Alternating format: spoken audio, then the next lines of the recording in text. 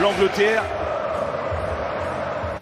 Encore une victoire anglaise contre un club français. Après Lens hier, Newcastle ce soir a battu donc un club anglais, un club français, pardon. Les Français mènent 2-0.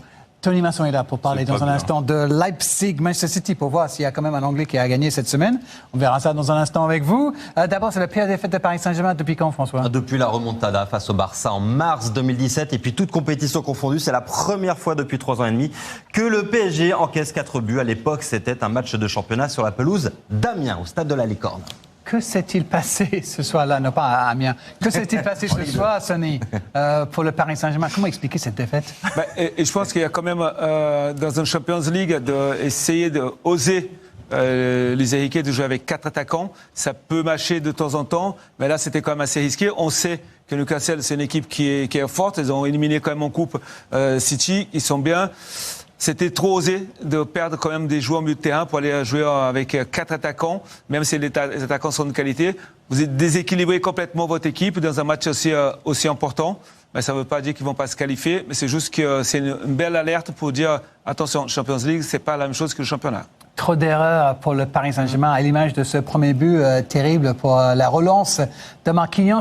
Dans l'axe, il va essayer de jouer. Et derrière, il y a l'arbitre avant d'arriver. Il y a le joueur, il y a l'arbitre avant d'arriver à Colimani. Et là, vous perdez. Delorme fait un super arrêt. Et derrière, ça ne pardonne pas. En fait, c'est des erreurs qui ne doivent pas se produire. Ça continue à chaque année, à chaque match Champions League, des erreurs comme ça, que ça coûte quand même assez cher au Paris Saint-Germain. Almiron avec le joli but quand même pour les Magpies. On a vu que Marquinhos cherchait Kolo Muani qui, lui, va perdre le ballon pour ce troisième but. On va dire que c'est 3 buts, 3 pertes de balles et 3 buts. Des choix offensifs de Luis Enrique, ça n'a pas payé ce soir.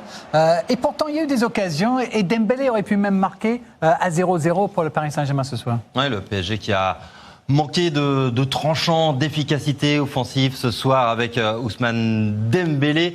C'est un peu le cas depuis le début de la saison. Il est dans tous les bons goûts, mais à la finition, dans la dernière passe ou quand il s'agit de terminer le travail, il n'est pas encore au rendez-vous, l'ancien du Barça. Ouais.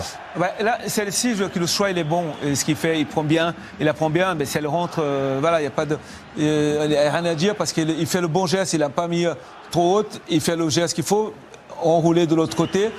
Là, il manque de chance. En revanche, après, il va changer celle-ci. Pour moi, il aurait dû le laisser passer, ne pas essayer de la contrôler. Il est en avance. Et derrière, on va le voir ralenti, il fait un petit pas avant de frapper. Alors qu'il aurait pu déjà, dans la même vitesse, là, il va s'arrêter. Et c'est là, il perd la vitesse. Le défenseur, il vient et le prend. En fait, là, il a réfléchi énormément à ce qu'il allait faire sous son geste. C'est un joueur phénoménal, Sonny, on le sait. C'est ce qui lui manque, ces petits réflexes que les buteurs ont.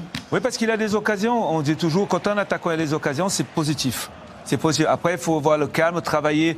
Même si il est là, dans ce niveau-là de sa carrière, il doit travailler ça pour pouvoir trouver la solution pour marquer. C'est ce qui manque dans son jeu. Il a souvent des occasions, mais c'est pas toujours le bon choix. Et c'est encore perfectible à ce stade de sa carrière ? Ben bien évidemment, à tout âge. Je pense qu'après, c'est de savoir qu'est-ce qu'il doit faire devant le but. Et par exemple, de faire moins, on va dire, d'utiliser moins la force, plutôt la technique, pour essayer de trouver une solution. Mais si, il peut progresser encore. Même vous, François, oui, on peut tous progresser. Mais moi, j'ai beaucoup de marge. Milan Skriniar, après le match, au micro de David Benarous. Milan Skriniar, un match compliqué pour les Parisiens ce soir. Oui, c'était difficile, on le savait avant le match, on savait qu'ils allaient vraiment pousser, on était prêts, mais c'était très agressif, ils ont créé des problèmes pour nous. Comment vous expliquez ce dernier but ? Ça semblait que c'était pas une bonne nuit pour vous. Est-ce que c'était la foule ? Oui, peut-être que c'était technique. Ils étaient très agressifs, comme j'ai dit, et il y a toujours des joueurs qui étaient très forts contre nous. C'était difficile de jouer, mais il nous faut être prêts pour ce match parce qu'il y aura beaucoup de matchs comme celui-ci. Est-ce que vous pensez qu'on c'était trop offensif, peut-être trop optimiste aujourd'hui ? Non, notre football est toujours offensif, on veut être très offensif, on a des joueurs offensifs très bons, donc on est toujours très offensif et on va continuer à le faire parce que l'entraîneur le veut. On aime ce type de foot. Aujourd'hui, ce n'a pas été notre journée et demain, ça sera différent, on continuera à travailler. Milan Skriniar qui dit qu'ils vont continuer à travailler. C'était l'accent anglais de David Benarous, formidable. Et on va voir le programme de ce groupe F et le classement après les résultats du jour. Elle n'est pas catastrophique du tout cette défaite du Paris Saint-Germain. Vous allez voir que le PSG reste aux 2 premières places. Le PSG deuxième derrière Newcastle qui compte respectivement 4 points et 3 points, 2 points et 1 point pour le Borussia lors de la prochaine journée au Parc. Le PSG recevra le Milan, Newcastle recevra le Borussia Dortmund. C'est quand même la surprise que Newcastle soit premier après 2 journées, Sané. Surprise, non, parce que ce qu'ils ont fait déjà ce soir, c'est pas vraiment une surprise. Là, ce groupe-là, on sait que c'est le groupe le plus compliqué. Maintenant, on va dire, c'est une défaite, on va dire, positive, le Paris Saint-Germain, parce qu'il reste quand même deuxième. Les formidables défaites positives, ça on les aime, les défaites encourageantes. L'autre gros match qui était très attendu ce soir, Leipzig-Manchester City. Moi j'ai vu que tu parlais bien, moi ça va pas. Regardez mes cernes, je suis fatigué. Fatigué de regarder vos matchs qui terminent à 23h, mais surtout vos matchs qui terminent par les défaites. On est fatigué. On est fatigué, mais pas de fatigue, on est surtout fatigué de vous voir perdre. Vous jouez avec nous, on vous supporte plus, vous jouez avec nous, avec notre patience. C'est ça en fait. Toute la journée, on attend le match, on est content. Mais on n'attendait pas une grosse victoire, on attendait peut-être une petite victoire ou au moins un match nul.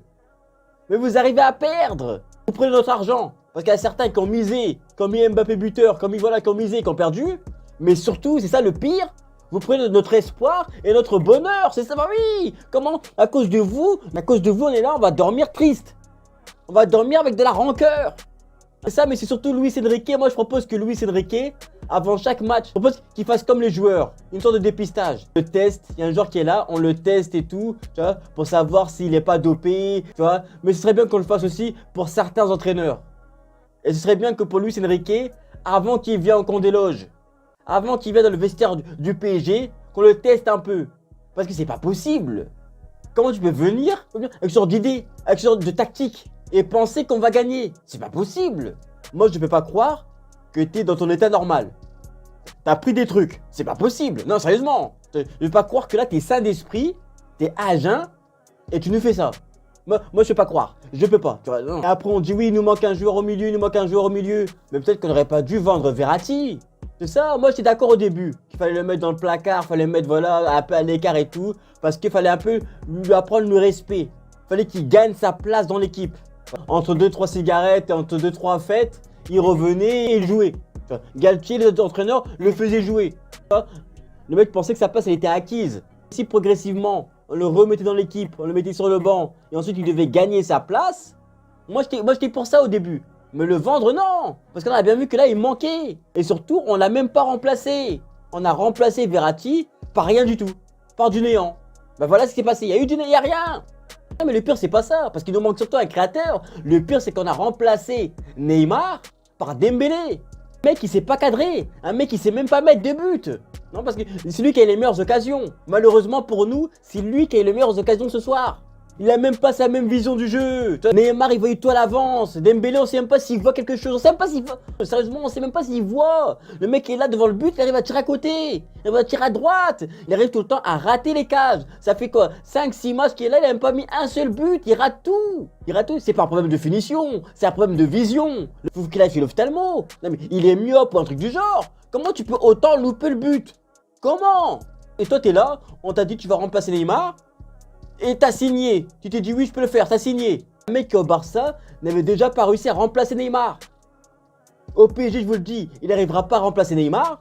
Et même là, actuellement, à Al Ahly, il pourrait même pas remplacer Neymar. Il peut pas. Il a pas le niveau. Le seul moment où il arrivera à remplacer Neymar, c'est à l'infirmerie. C'est tout. Et vous verrez, à un moment donné, dans l'année, il se blessera. Vous verrez très bien. Mendes a plus de buts que lui. C'est pas normal, c'est un attaquant. Même Di Maria qui était ailier mettait des buts au moins.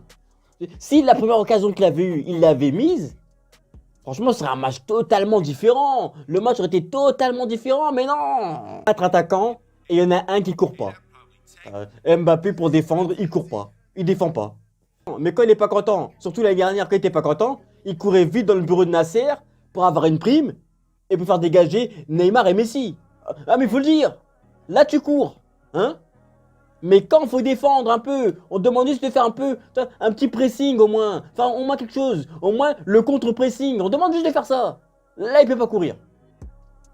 L'équipe perd au moins 2-0, cours un peu, fais un peu un effort au moins. On sait bien que tu veux partir, que c'est ta dernière année, mais faut au moins un peu semblant. Et là, ils veulent partir d'entreprise, ils font semblant un peu, ils font un peu semblant. Devant les collègues, ils font un peu semblant. C'est quand personne ne regarde qui se laisse aller. Ou des fois ils vont aux toilettes et c'est beau, ils se laissent aller. Mais devant les gens, ils font un peu semblant de travailler, ils font un peu semblant. Ou font encore une prime pour que tu cours. Hein? Mec, faut des primes pour tout. Moi, je vous le dis, avec Neymar, ce serait passé différemment. Peut-être qu'on n'aurait pas gagné, mais on aurait au moins fait un match nul. Avec Messi, je sais pas. Parce que je pense que trop de stars, c'est pas bon pour l'équilibre. Mais j'en suis sûr qu'avec Neymar, il aurait fait des passes. Il aurait fait des choses. Au moins, il aurait aimanté tous les joueurs sur lui, en fait. Il aurait fait quelque chose, il aurait créé le jeu, il aurait pris le jeu à son compte.